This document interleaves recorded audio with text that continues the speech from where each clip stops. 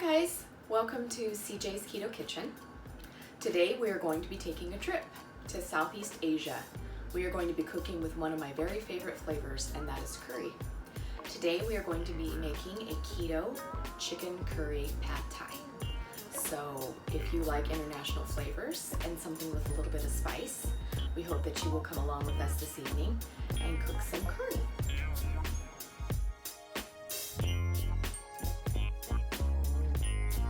So I took my cut up and cooked chicken and took it out of the pan and set it aside. And this is about 2 pounds of chicken, and you can use thighs, breasts, whatever is on sale, whatever your family likes. And then in the pan that we cooked the chicken in, we are going to... So I have added about 2 tablespoons of avocado oil to the hot pan. And I've got it very warm. It's on medium heat. And you can use whatever type of oil you want. You could use olive oil if you want, but avocado is, you can bring it to a higher temperature without the scorching and things like that. So to that, we are going to add about half a packet of yellow curry paste. And I found this just in the international aisle of my grocery store.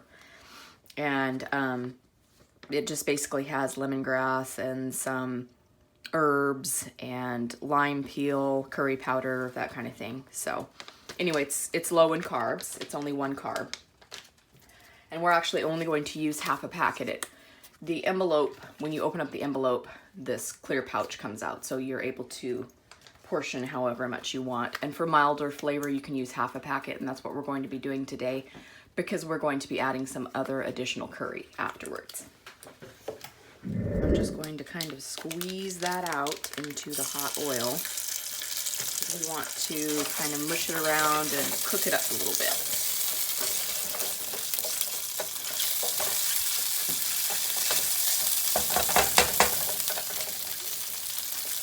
And I turned my temperature down just a little bit.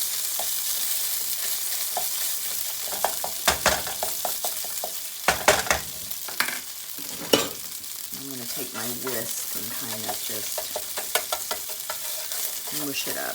And we're basically just getting the raw flavor out of the curry paste by doing this process. And I'm actually going to add just a little bit of butter for additional flavor.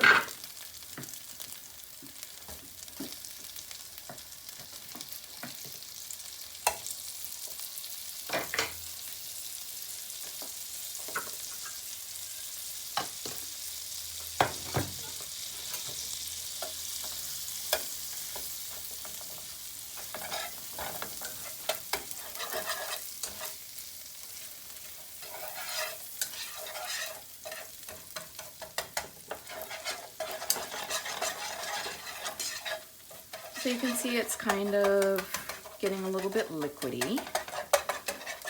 And now to this cooked curry paste, we are going to add 1 can of coconut milk.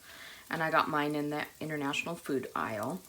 And it is only 1 gram of carbohydrate for serving size. And they do vary in carbs, so definitely check your coconut milk.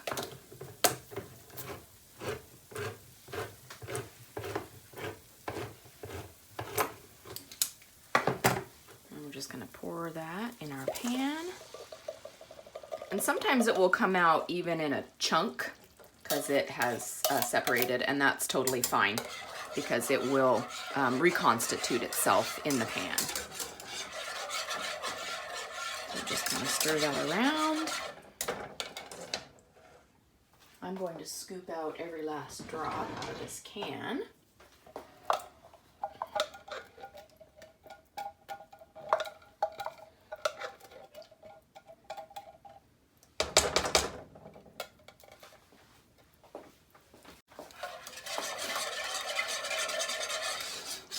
And to this mixture, I'm going to add just a little bit of additional curry powder.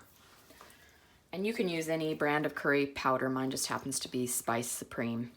And it's just more turmeric and some coriander, some fenugreek, fennel, cloves, black pepper, your basic curry powder. And I'm going to probably add about a tablespoon of that.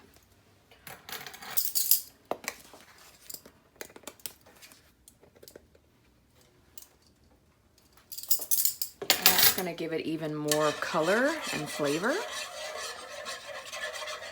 Turn up the heat just a little bit.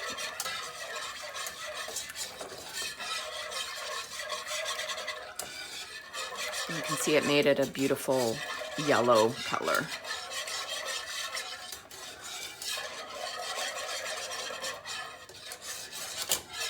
So we're gonna let that just simmer for a minute to get all the flavors melded together before we add our chicken back in. And to this mixture is the point where I want to add my chopped lemongrass. And this is what it looks like.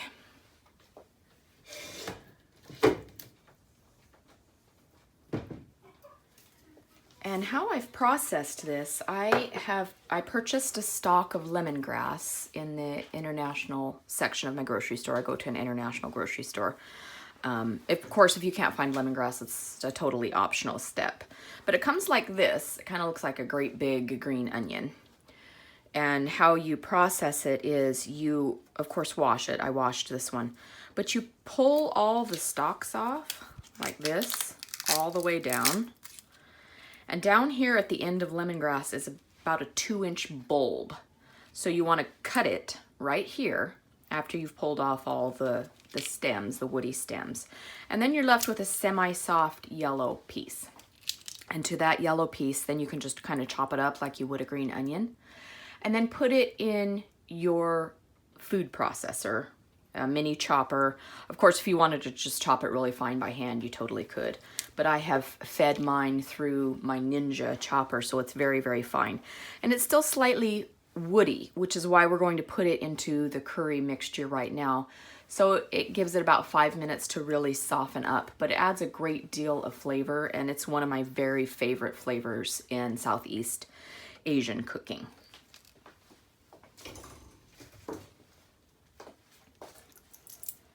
So I'm going to put that right in and give it a stir around, and this will give it a chance to soften and really flavor our dish.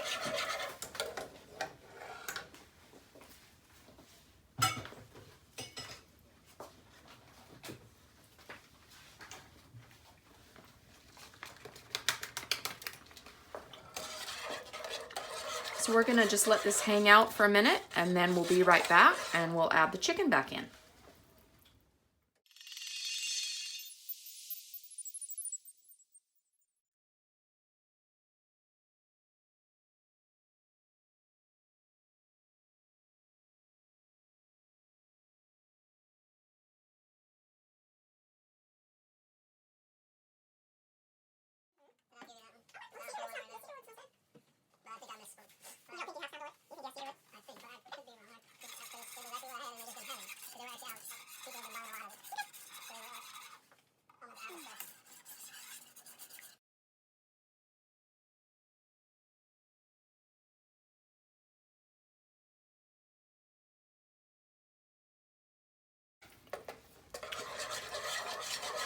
Okay, I am going to add the cooked chicken back in at this point and let everything meld together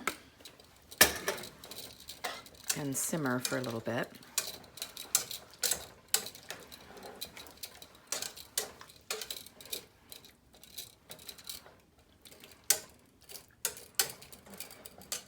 And to thin our sauce just a little bit, because we're going to be eating it in a pad thai style or almost like a pho where it's slightly soupy over our noodles, I'm going to be putting in just a little bit of just regular chicken broth. Just a little.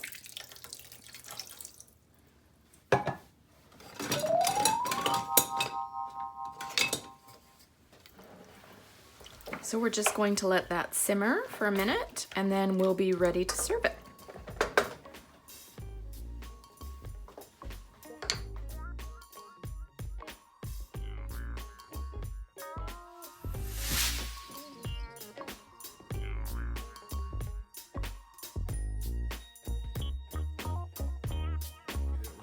closer to the end.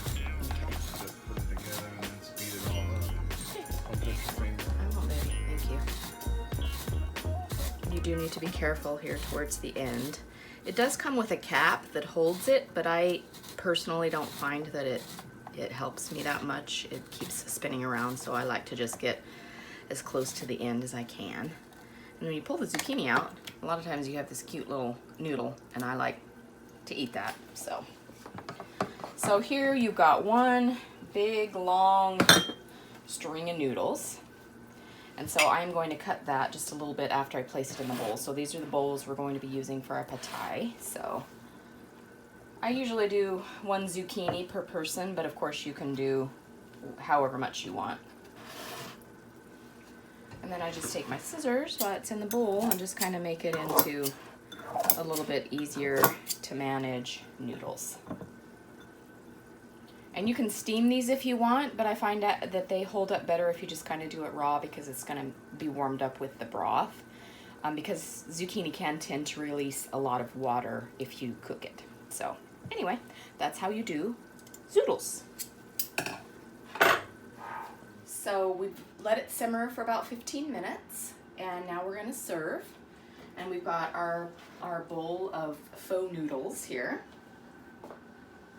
And I have a few less noodles than CJ. I usually like to start out with half my bowl full, and then if I want a second serving, I will. But like I said, you can have as many noodles as you want.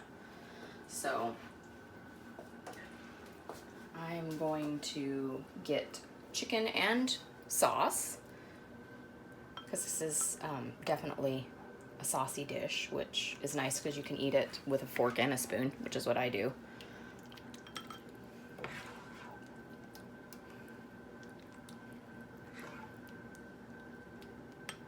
And then to garnish it, I'm going to put some fresh chopped cilantro. Cilantro is a very key ingredient in a lot of Southeastern Asian food, and it really adds some brightness and some really nice Thai flavor to it.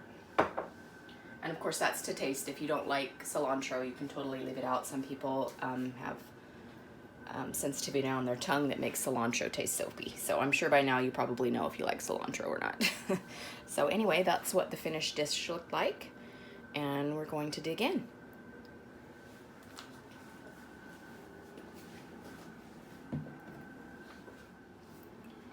Okay, whenever you're ready. Okay, CJ, are you going to sample this Southeastern cuisine? Yes, I'm going to try the, what is this again? It's a keto chicken curry pad thai. I'm going to try the keto chicken curry pad thai.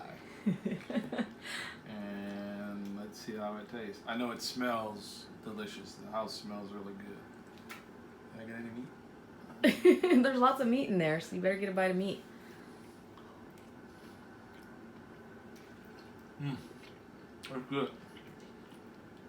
That was really flavorful. Lots of flavor. Got a little bite to it too. Yeah, I noticed that it was a little spicier this time. A little spice to it, which I like. And it's good. I really like it. So, thumbs up. I think you guys will enjoy the recipe. Thanks so much for joining us tonight. I hope that you really enjoy this recipe and that you will make it at home and enjoy it as much as we do. Please subscribe and hit the notification bell so that you will be notified whenever we upload new content. We upload new content several times a week, and we have not just recipes but also conversations and just general overall ketogenic talking. So please come and join us. We'd really like to have you.